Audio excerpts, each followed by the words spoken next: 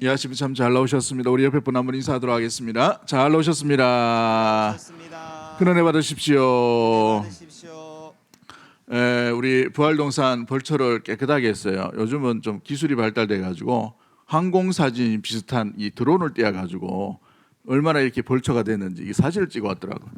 저는 가보진 않았지만 이 벌초를 이렇게 드론을 띄워 가지고 이렇게 제초 작업을 어떻게 했는지 이렇게 사진을 보내왔는데 야, 참 대단하다 싶기도 하고 또 가보시면 알겠지만 깨끗하게 정리 잘 됐다고 이렇게 보고를 받았습니다. 너무너무 감사하고 섬김에 감사합니다. 자, 오늘 본문의 말씀을 통해서 하나님의 종과 같이라는 제목으로 말씀을 나누도록 하겠습니다. 우리 지난주에는 사도 베드로가 흩어진 나그네를 향하여서 너희는 택하신 족속이요 왕 같은 제사장이요 거룩한 나라요 그의 소유된 백성이라 라고 정체성에 대해서 또 존귀한 이름 또 아름다운 모습들에 대해서 이렇게 설명을 했습니다마는 오늘 본문에는 또 이 21절부터 시작되는 것이 뭐예요? 너희를 어떻게 얘기하고 있습니까? 고려민이요 나그네다라고 이렇게 표현하고 있죠. 고려민이다 나그네다 또돌이 인생이다라고 이렇게 이야기하고 있는 것을 보게 됩니다. 높였다가 낮췄다가 높였다가 낮췄다가 이런 의미로 자꾸 이렇게 설명하고 있는 것처럼 보여져요. 이전까지는 거룩한 나라요 하나님의 왕 같은 제사장이요 소유된 백성이요 또 뭐예요 택하신 족속이다라고 이렇게까지 칭찬했는데 오늘 본문에는 또 너희는 거룩인이요 또 나그네인 너희에게 이야기한다. 여기까지도 괜찮은데 뭐라고 얘기합니까? 16절 말씀에 하나님의 종과 같이 살라라고 되어 있어요. 종처럼 살아라. 요즘도 들어도 종처럼 네 종되라. 기분 좋습니까? 나쁩니까? 옆에 분 버리지 마시고 한번 니도 종되라 하면 얼마나 좋겠어요? 좋겠어요? 좋아할 사람 아무도 없죠. 그런데 사도 베드로가 종되라라고 이렇게 얘기하는 거예요. 이게 무슨 말인가? 그죠? 왜 이런 표현을 하고 있는가? 여기서 말하는 이 하나님의 종과 같이라는 표현은 이사야 40장부터 60장까지 이어져오는 고난받으신 메시아에 대한 의미를 가지고 있습니다. 그러므로 누구같이 되라라는 의미를 가지고 있어요. 예수님처럼 되라라는 말입니다. 어떤 예수님이십니까? 철저하게 낮추시고 섬기시기 위해 오신 그분처럼 하나님의 종과 같이 될 것을 부탁하고 명령하고 있는 것이지요. 마치 어느 나라의 왕이 자신의 하나밖에 없는 자녀에게 내가 이 나라 왕인데 곧 너에게 이 나라를 물려줄 거야 라고 이전까지 왕 같은 제사장 택하신 족속 거룩한 나라 다 얘기해놓고 그 다음에 뭐예요? 그러니까 너 이제 왕궁에 와서 황태자로서 여기를 다스리라 이렇게 말하지 않고 최전방에 가서 훈련부터 받으라. 최전방에 가서 병사로서 거기에서 아름답게 버티고 일하고 섬기는 것도 먼저 해라 라는 것과 마찬가지의 모습을 오늘 본문에서 보여주고 있는 것을 보게 됩니다. 왜 이와 같은 일들을 사도 베드로가 말하고 있습니까? 왜 종의 삶, 하필이면 하나님의 종과 같이 되라라고 이렇게 거류민이요 나그네인 이 교회를 향해 성도를 향해 이와 같이 명령하고 있는 이유는 무엇입니까?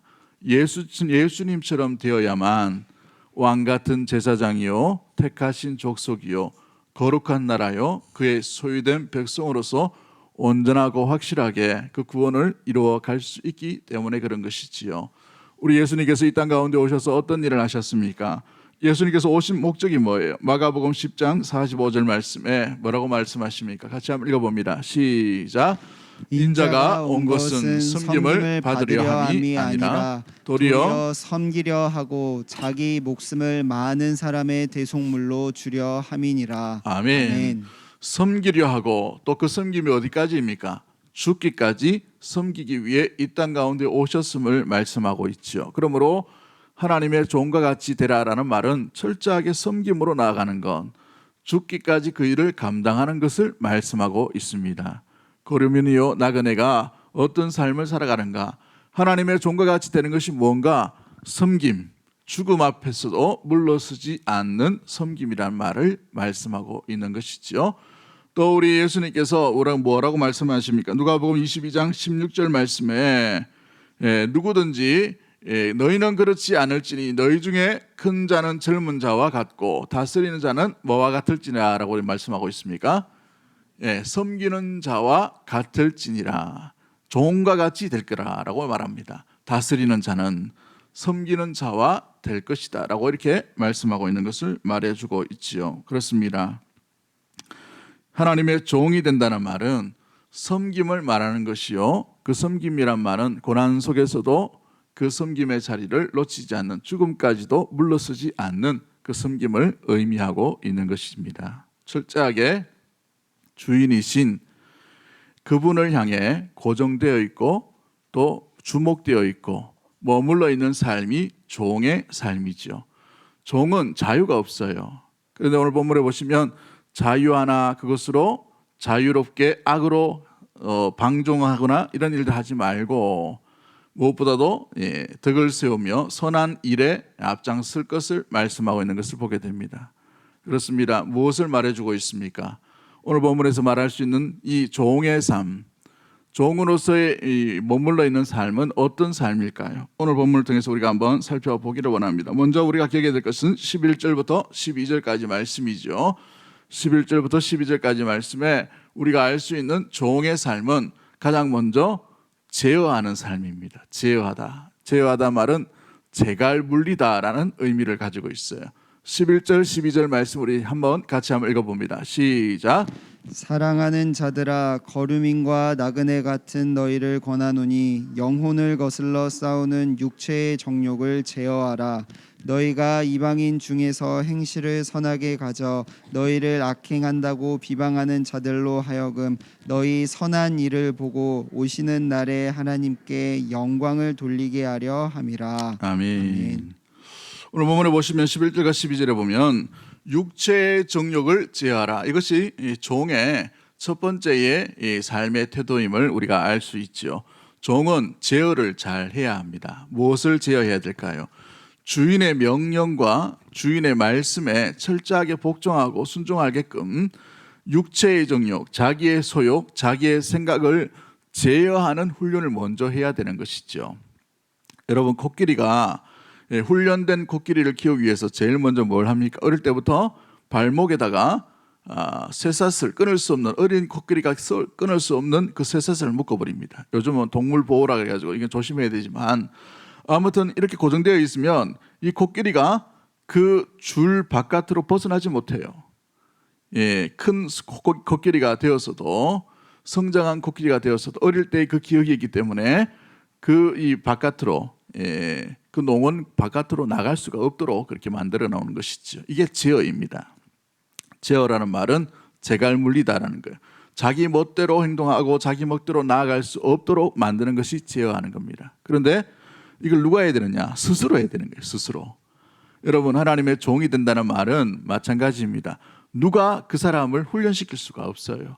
누가 그 사람을 연단시킬 수가 없어요. 그 사람 스스로, 그 성도 스스로, 그 교회 스스로가 주님 앞에 육체의 정욕을 제어해야만 거룩하신 주님이요 우리의 주인이신 그분을 온전히 따라 행동하고 살아갈 수 있다라는 사실을 말씀해 주고 있는 것이죠. 그렇습니다. 우리가 먼저 가장 기억해야 될 하나님의 종으로 살아가는 것은 육체를, 그 정욕을 제어하는 삶입니다.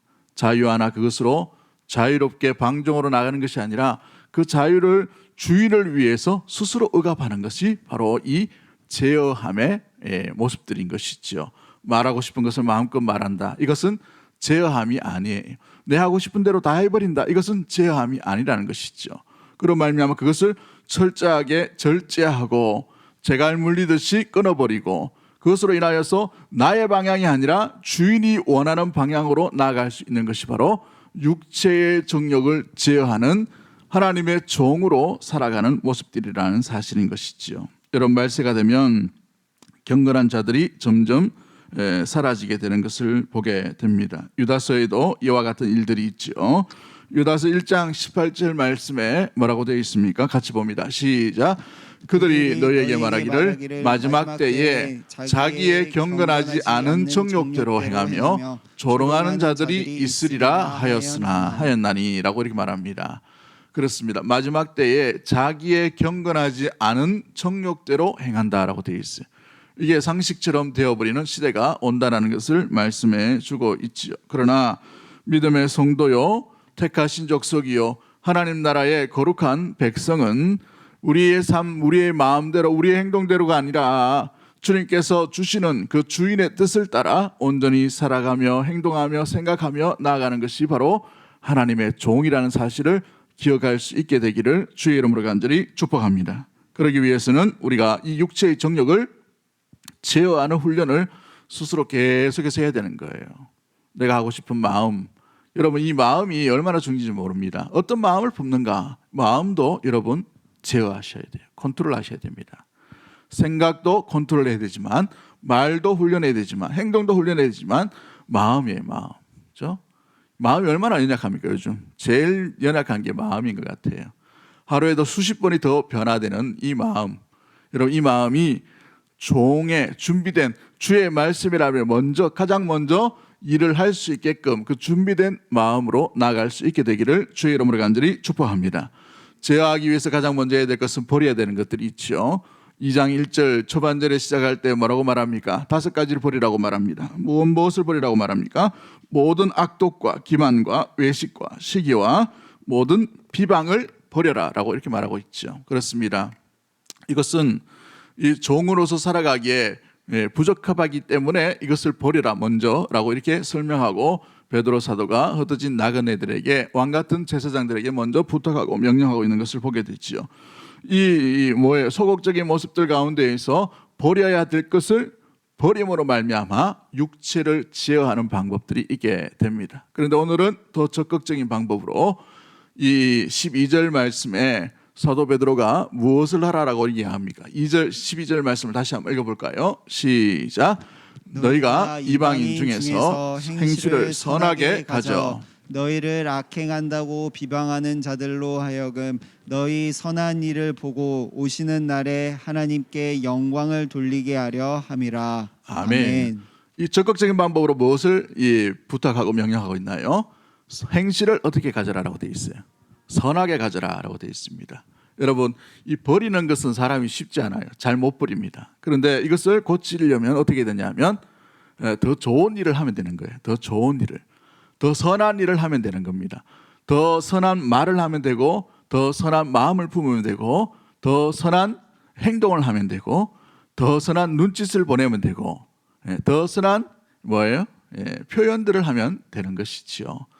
내 속에 이 입이 또 생각이 컨트롤이 잘 안 돼요. 그런데 이것을 고치려고 수없이 많이 노력했을 겁니다. 아마도. 그렇죠? 스스로가 알죠. 행동이 도둑질하는 사람도 마찬가지예요. 소매치기 하는 사람들이 다큐멘터리를 보니까 지나가는 사람들의 얼굴을 보거나 아니면 행동이 보여야 되는데 뭐만 보이냐 하면 지갑만 보이는 거예요. 야, 저걸 어떻게 가만 놔둘 수 있나? 막 손이 벌벌벌 떨린답니다. 못 끊어가지고. 그런데 이 사람들 어떻게 고치냐면 갱생의 방법이 선한 일을 하는 거예요. 선한 행동을 하는 것이죠. 그래서 이걸 더 집중하지 못하고 더 좋은 일을 찾는 거예요. 이게 적극적인 방법입니다. 사도 베드로는 흩어져 있고 나그네와 같은 믿음의 성도와 교회를 향해서 선한 행실을 하라라고 되어 있어요. 버리는 것은 버려야 되겠지만 선한 행실로 말미암아서 너희를 비방하는 자들에게 오히려 선한 행실로 말미암아 하나님께 영광이 되게 하라라고 이렇게 명령하고 있는 것을 보게 되지요. 로마서 13장 14절 말씀에 오직 주 예수 그리스도로 옷 입고 정욕을 위하여 육신의 일을 도모하지 말라라고 되어 있어요. 우리가 입어야 될 옷이 뭐라고 되어 있어요? 그리스도의 옷입니다. 보혈의 옷이요 정결케 된 옷이라는 말이죠. 그러므로 이 옷에 걸맞는 말은, 이 옷에 걸맞는 행동은 선한 행실로 드러나야 되는 것이지요. 오물 뒤집어선 그런 모습이 아니라 선한 행실로 말미암아 나아갈 수 있도록 명령하고 있는 것을 보게 됩니다. 그래서 로마서 6장 12절 말씀에도 너희 몸을 뭐로 드리라라고 되어 있나요? 로마서 6장 13절 말씀 우리 다 같이 한번 읽어볼까요? 시작. 또 너희 지체를 불의의 무기로 죄에게 내어주지 말고 오직 너희 자신을 죽은 자 가운데에서 다시 살아나는 자 같이 하나님께 드리며 너희 지체를 의의 무기로 하나님께 드리라라고 되어 있어요. 의의 무기로 하나님께 드리라. 의의 병기, 의의 무기가 될 수 있게끔 우리의 생각을 주님께 드리고 우리의 말을, 우리의 눈짓을, 우리의 행동을, 우리의 손짓을, 우리의 마음 중심을 하나님께 드리라라는 것입니다. 그러므로 선한 일, 선한 마음, 선한 행동, 선한 생각이 무엇인지를 우리가 돌아보면서 그 일을 하면 할수록 우리에게 이 악독과 시기와 또 불평과 원망과 또 뭐예요? 이 모든 비방들이 떠나가게 되는 것이죠. 오히려 그 일로 인하여서 선한 행실로 말미암아 그 10년과 그 교회가 하나님 앞에, 세상 앞에 하나님께 영광이 되는 놀라운 아름다운 일들이 일어날 수 있게 된다는 사실입니다. 그렇습니다. 우리 손에서 선한 일이 일어나게 되기를 주의 이름으로 간절히 축복합니다. 우리의 생각 속에서 선한 생각들이 계속해서 더 많이 일어나게 되기를 주의 이름으로 간절히 축복합니다. 우리의 마음 속에서 부정적이고 우울하고 염려와 걱정과 두려움에 사로잡힌 마음이 아니라 주님께서 주시는 기쁨의 마음, 행복의 마음, 평안의 마음, 평강의 마음이 흘러차고 넘치는 믿음의 모든 가족들이 되기를 주의 이름으로 간절히 축복합니다. 상황이 변하지 않아요. 상황이 바뀌지 않습니다. 똑같아요. 그렇죠? 어려우면 다 어렵다는 말이죠. 그런데 우리가 그것을 어떻게 받아들이는가, 어떻게 바라보는가, 어떻게 대하는가, 이것은 주님이 보신다는 사실이지요. 우리가 우리의 상황들이 변하지 않는다 하더라도, 바뀌지 않는다 하더라도 우리 자체 하나님께서 왕같은 제사장이요 거룩한 나라요 택하신 백성이요 소유된 그의 것이 되었는데 그 믿음의 심령과 교회는 달라야 되는 것이지요. 교회 안에는, 성도 안에는, 믿음의 가족들 안에는 그래도 주님 주신 평안 가운데 가고 선한 일이 나오게 되고 선한 생각들이 드러나야 되고 선한 마음이 물결치는 그런 곳이 되어야 될 줄 믿습니다. 그것이 바로 하나님의 종과 같이 육체를 제어하고 온전히 주님을 따를 수 있는 아름다운 모습들 가운데 있게 되는 것이에요. 그러므로 말미암아서 믿음의 성도들이 마음 가운데, 중심 가운데 사랑의 마음, 인내의 마음, 화평의 또 선한 것들이 긍휼과 자비와 양성과 순종과 믿음의 이와 같은 많은 의의 아름다운 열매들이 우리의 눈과 우리의 손길에서, 우리의 마음속에서, 우리의 입술에서, 우리의 발걸음에서 차고 넘칠 수 있는 믿음의 모든 가족들이 되어야 될 줄 믿습니다. 이것이 바로 교회, 흩어진 나그네, 이 땅 가운데 소망이 아니라 저 하나님의 나라를 소망을 두고 살아가는 자들이 드러나야 될 선한 행실, 하나님의 종으로 살아가는 아름다운 모습이라는 사실이죠. 사도 베드로가 왜 12절 말씀을 이렇게 강조하고 있습니까? 육체를 제어하고 육체의 일들을 제어하고 선한 행실을 하라라고 왜 이렇게 강조하고 있을까요? 그만한 이유가 있는 것을 보게 됩니다. 초대교회 당시에는 아주 나쁜 소문들이 교회 안에 또 교회를 바라보는 세상 안에 시각들이 있게 됩니다. 그 시각의 소문과 가짜 뉴스가 뭐였냐면 예수 믿는 이 그리스도인, 이 크리스찬들은 식인종이다라는 루머가 퍼지게 되었어요.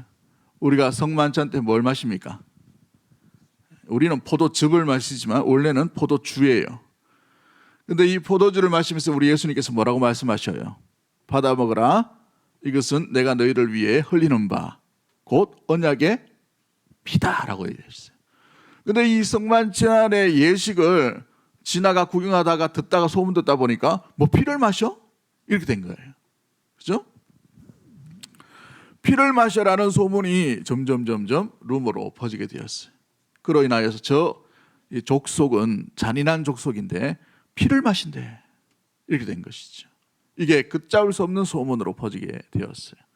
한 번만 제대로 성만찬에 참석만 해서도 그 일이 아무것도 아님을 아는데 이것을 어떤 이 정부에 있는 관료들이 또 정책가들이 이용하게 됩니다. 그래서 잔인한 족속은 잔인한 방법으로 다스려야 된다 해서 본보기로 크리스찬들을 대대적으로 색출해서 죽이는 일들이 일어나게 되었어요. 이 당시의 역사가였던 이 타키투스라는 사람이 크리스찬들을 평가하기를 이렇게 평가합니다. 혐오를 받아 사람들이 싫어하는 존재. 혐오를 받아 사람들이 싫어하는 존재. 이게 교회의 그 당시의 시각들이었단 말이죠. 오히려 이러한 반응들이 일어날 때에 사도 베드로가 뭐랍니까? 변명하지 않습니다. 변명은 해볼 필요가 없어요. 왜냐하면 변명하면 할수록 사람들이 이해합니까? 오해를 합니까? 경험들이 없으신가 보네.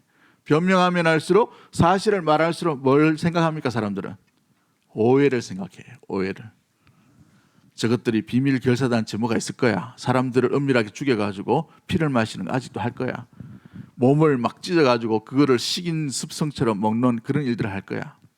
이렇게 걷잡을 수 없이 되는 거예요.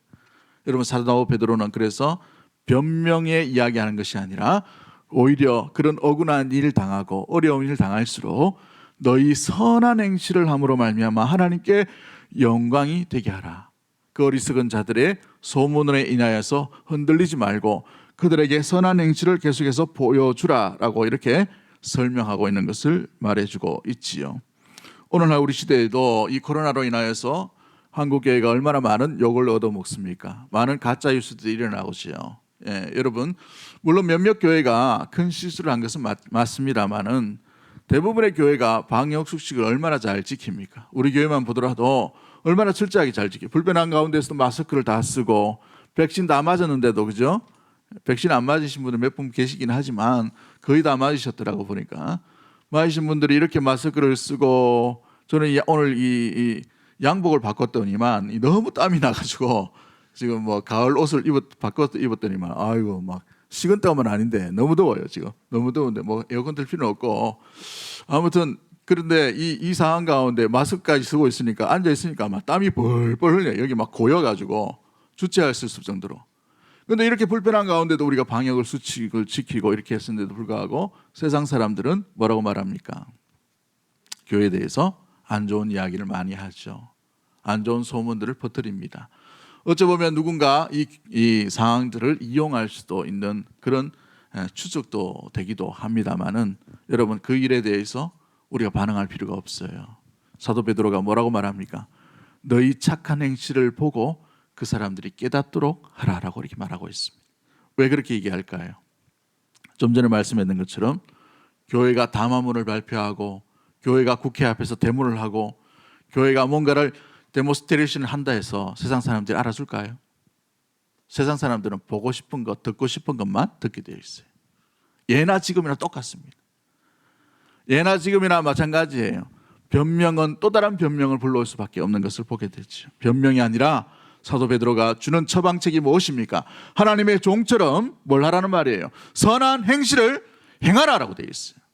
그걸 하면 된다는 거예요. 듣든지 안 듣든지 그 삶을 보고 그들이 깨닫게 되는 것이 진리요 진실을 알게 되는 것이지요. 할렐루야. 이것이 바로 교회요 성도가 행해야 될 일인 것입니다. 여러분 그 선한 일의 12절 하반절에 보면 너희 선한 일을 보고 오시는 날에 하나님께 영광을 돌리게 하라. 언제까지? 주님이 오시는 그날까지.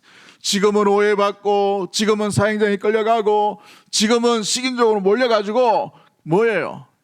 핍박을 당하고 어려움을 당한다 하더라도 주님이 오시는 그날까지라도 기다리고 주께서 영광 받으시도록 그 삶을 온전히 선한 행실을 하라라고 이렇게 말하고 있는 것을 보게 됐지요. 우리가 세상의 흠담 가운데서도 믿음을 지키고 선한 일을 끊임없이 행한다면 하나님께서 오셔서 그 일에 대해서 판단하시고 들으시며 주님께서 때가 되면 세우실 것이라 라는 이 고백이 사도 베드로의 고백이요 성도의 고백인 줄 믿습니다. 세상을 바라보지 말고 주님의 시각을 바라보는 것이 바로 주의 종이지요. 그러므로 주님의 판단이 어디 있는가, 주님의 마음이 어디 있는가, 이것을 주목할 수 있는 믿음의 모든 가족들 되기를 주의 이름으로 간절히 축복합니다. 그렇습니다. 왜 육체의 일을 제어하고 선한 일을 해야 될까요? 주인을 모시기에 가장 적합한 컨디션과 상태로 만들어가는 것이 우리의 의무이기 때문에 그래요.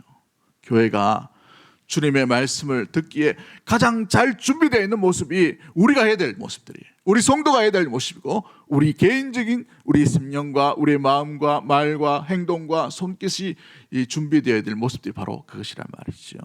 여러분 어떻게 되어 있습니까? 육체의 정욕을 제어하고 선한 일을 함으로 말미암아 우리 주인께서 우리를 마음껏 사용하실 만한 가장 좋은 베스트 컨디션으로 준비되어 있나요?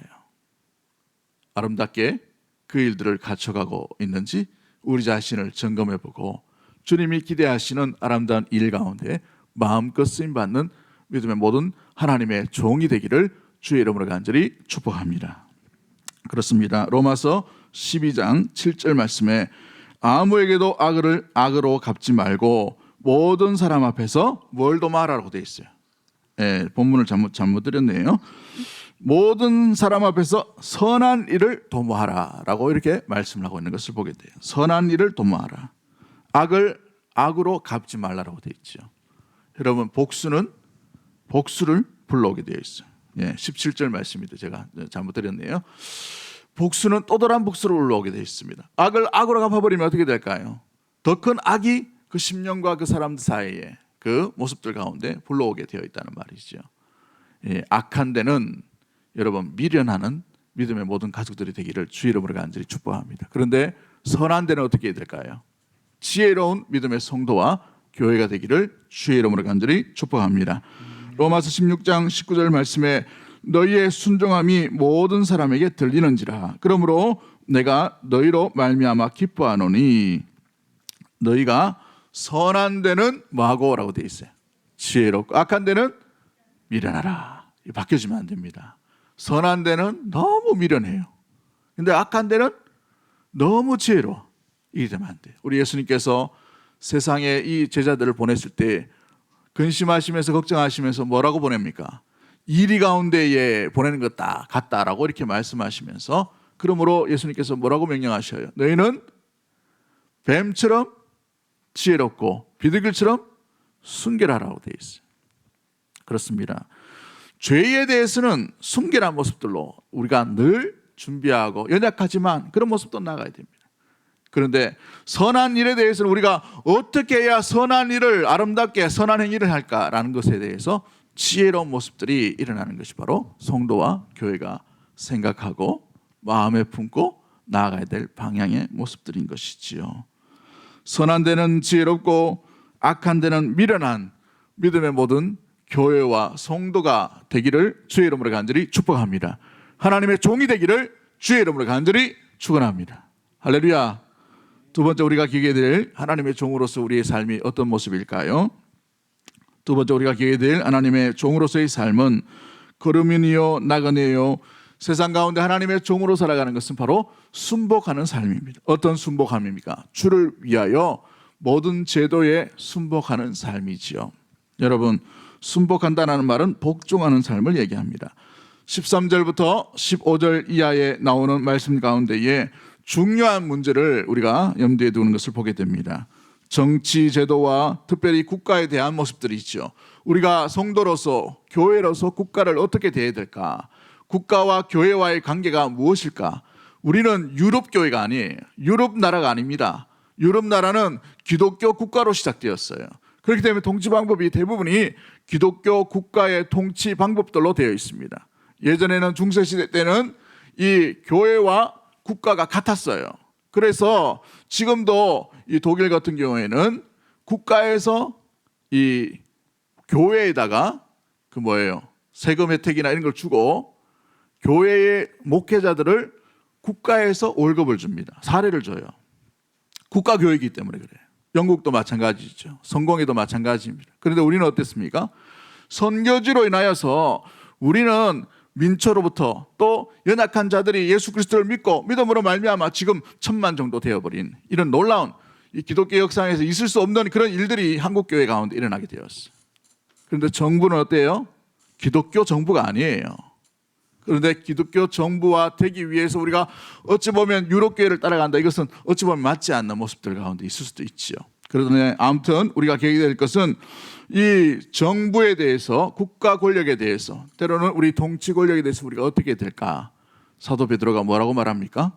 오늘 13절 15절 말씀 어떻게 되어 있나요? 13절 먼저 읽어볼까요? 시작. 인간의 모든 제도를 주를 위하여 순종하되라고 되어 있어요. 예, 뭘 하라고 되어 있어요? 순종하라고 되어 있어요. 주를 위하여 순종하라. 여러분 어떻게 여러분 이해하십니까? 주를 위해 순종하라. 모든 제도를 주를 위해 순종하라. 그 순종하는 것이 먼저 기본적으로 전제되어 있는 것을 말해주고 있어요. 국가 권력과 국가의 정부에 대해서 교회가 해야 될 것은 가장 먼저 돼야 될 태도가 순종이라는 사실입니다. 지금 이 시대 가운데에서 오늘날 시대는 아니지만 초대교회 시대는 아직 노예가 있던 시대였어요. 가장 먼저 집안에서 주인과 종으로서의 관계에 있어서 주인이 아무리 못돼도 종이 뭐 하라는 말이에요. 먼저 순종하라고 되어 있어요. 순종하라. 이것이 기초가 되는 것입니다. 국가에 대한 모습도 마찬가지죠. 그런데 전제가 있어요. 그 전제가 뭡니까? 13절 말씀에 누구를 위하여 순종하라고 되어 있어요. 주를 위하여 순종하라고 되어 있죠. 왜 그렇습니까? 모든 국가기관이 다 누가 세우셨기 때문에 그런 거예요. 주님께서 모든 주권으로 말미암아 다스리심으로 말미암아 주님의 권세 아래에 있는 것이 세상의 권력이기 때문에 그렇어요. 여러분, 이 다니엘서와 선지서에 보십시오. 나의 종 고레스라고 되어 있어요. 바벨론 왕에 대해서 나의 종이다라고 되어 있습니다. 하나님이 사용하시는 그런 도구라라고 이렇게 말하고 있는 것이죠. 그럼 누가 세우신 거예요?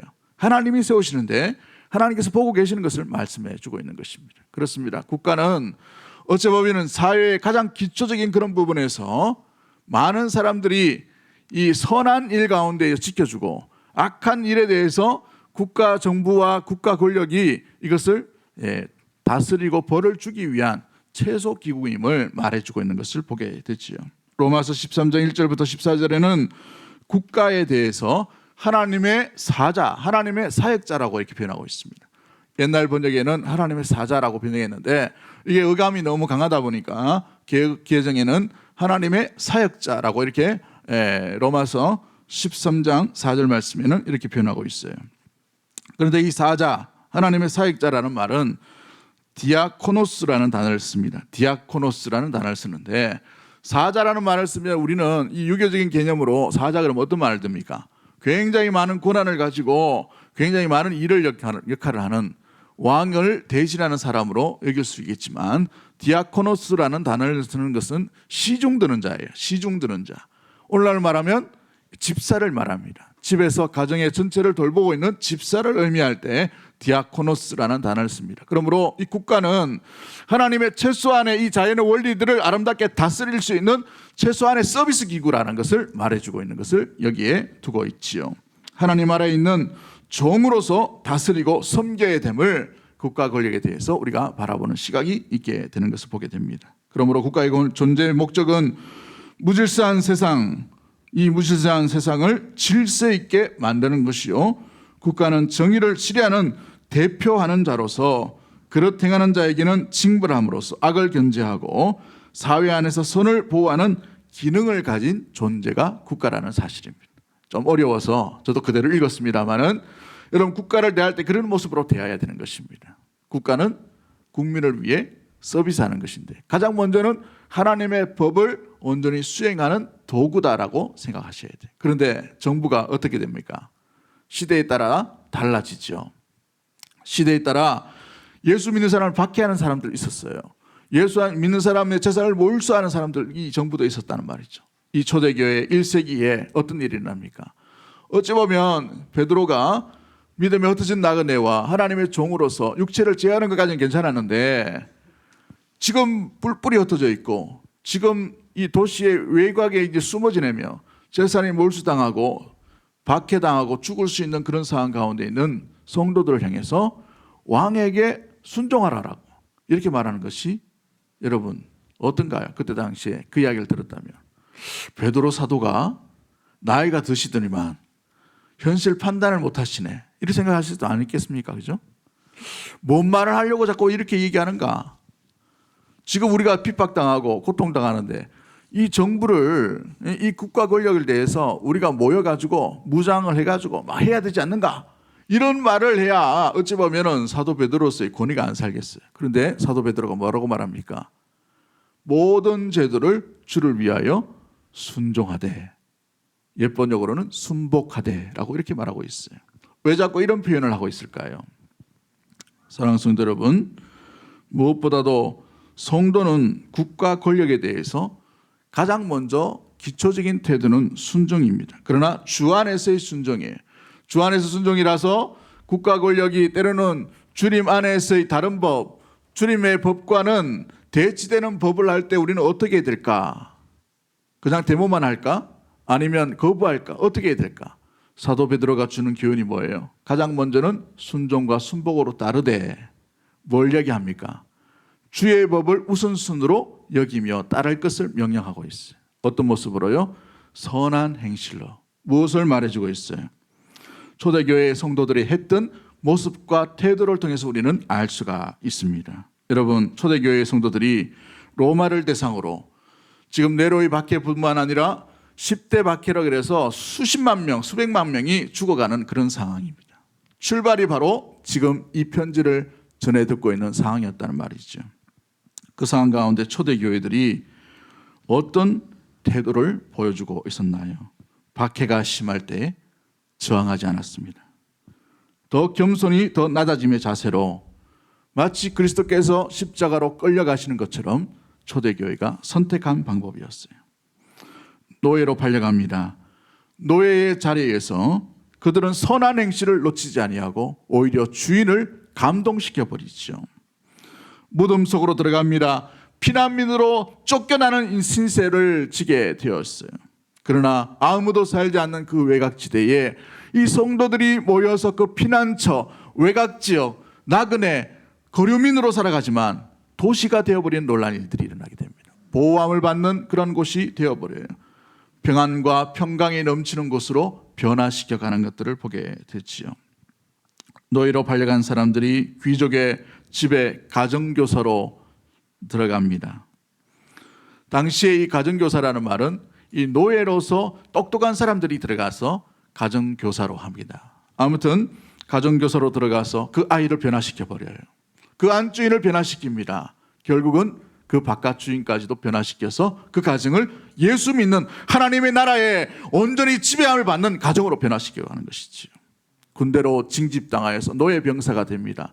노예병사가 된 이후에 그들은 제일 최전선에서 총알바지, 요즘은 말하면 총알바지지만 화살바지를 같은 그런 상황 가운데 있어요. 그런데 이 적군 앞에서 그들의 아름다운 선행과 용맹함과 이런 것들이 인하여 자기의 동료들을 감동시켜 버립니다. 지휘관을 감동시켜요. 그 군대가 예수 그리스도의 정병으로 변화되는 놀라운 일들이 일어나게 되어버렸습니다. 할렐루야. 이것이 바로 초대교회 1세기의 성도들이 베드로 사도의 이 교훈을 듣고 했던 행위와 모습들이 바로 이와 같다는 사실이지요. 그들은 침체에 빠지거나 실망하거나 낙망하거나 넘어짐 가운데 있었지만 그러나 결코 소망을 잃지 않는 그 삶으로 나아갔다는 것이죠. 그 가정 속에서 그 지역사회 가운데 그 군대 가운데에서 그 삶 가운데에서 온전히 하나님 나라가 계속해서 이루어지고 확장되어지고 변화되어지고 복음이 전파되는 아름다운 삶, 아름다운 덕을 계속해서 펼쳐가는 일들을 보여주게 되었다는 사실입니다. 그렇습니다. 복음 중심의 삶으로 그들은 어느 곳에든지 이와 같은 삶을 살게 되었다는 사실이죠. 오늘날도 마찬가지입니다. 세상에는 우리가 믿음의 사람들이 손가락질 받을 때가 있어요. 예수 믿는데 저거 받게 되지 않나? 예수 믿는 사람은 왜 저래? 예수 믿는 교회가 더하네? 예수 믿는 사람들이 왜 저럴까?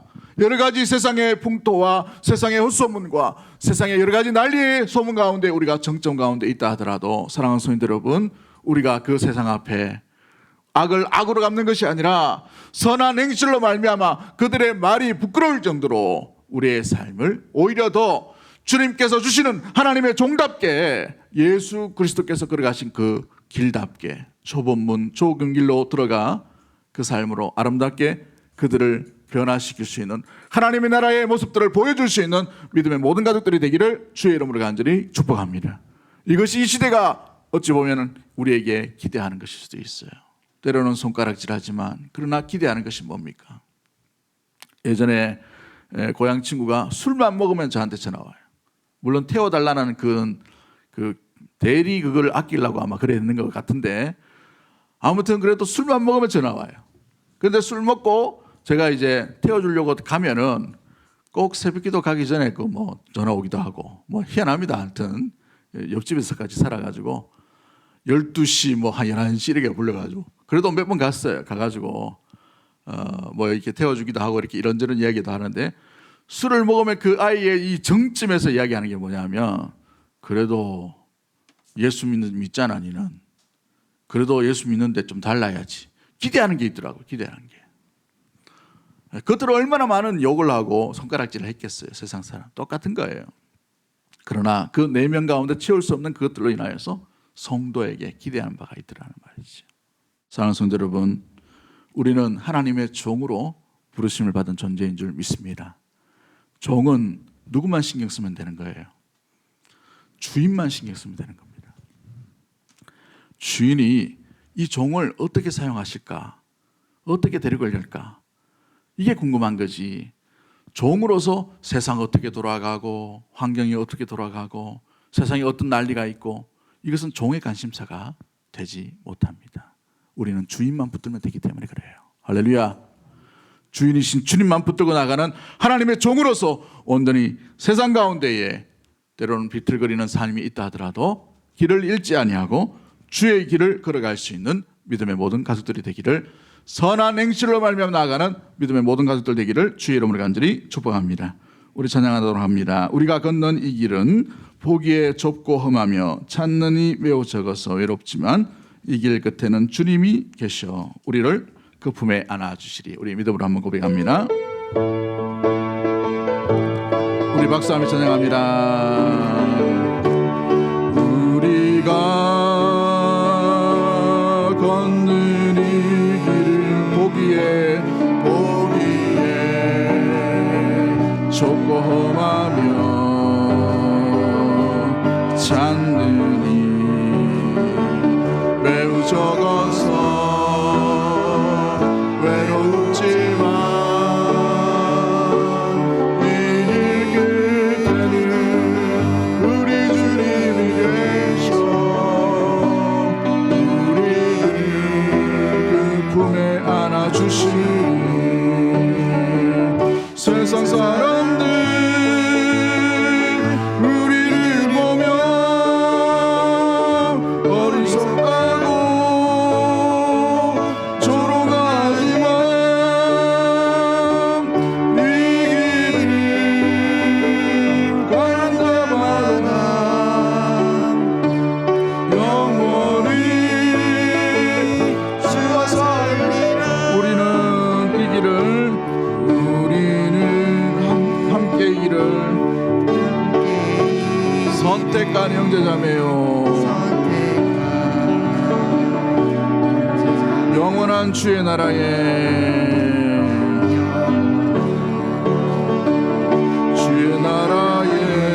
백성이기에 서로 도우며 서로 손을 잡아주며 이 길을 함께 걸어갑시다. 아멘. 세상 사람들 조롱하지만 어리석다고 조롱하지만 이 길을 가는 자마다 이 길을 가는 자마다 영원히 주와 살리 이 길을 가는 자마다 이 길을